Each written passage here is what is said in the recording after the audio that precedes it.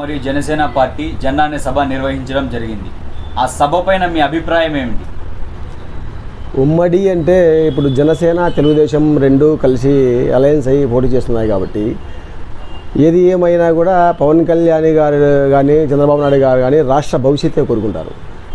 Present situation అయితే YSRCP party చాలా నీచంగా తయారైపోయి రాష్ట్రాన్ని అధోగతి పాలు చేసేసింది.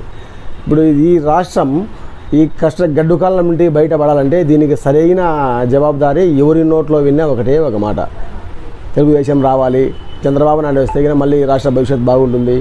ఇదే అజెండా పైనే రాష్ట్ర నలుమూల నుండి విపరీతంగా జనం వచ్చి ఈ సభను సక్సెస్ చేయడం జరిగింది.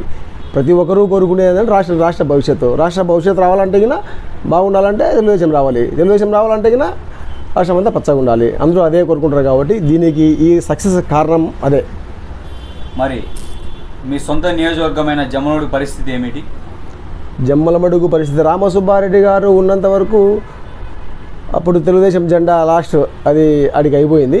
ఇప్పుడు భూపేష్ గత 3 సంవత్సరాల నుండి చంద్రబాబు నాయుడు గారు పిలిచి భూపేష్ రెడ్డి గారికి తెలుగుదేశం పార్టీ ఇన్ఛార్జి ఇచ్చినప్పటి నుండి ఇంతవరకు ఆయన అంత చిన్న వయసులో కూడా విరివిగా తాలూకా నలుమూలల ఊరు టచ్ చేస్తూ అందరినీ ఆదరిస్తూ ప్రతి ఒక్కరిని చిన్న పెద్ద సావుకు దేనికి ప్రతిదానికి పోతూ అంతా బాగా మొత్తం కన్వర్ట్ చేసుకున్నాడు.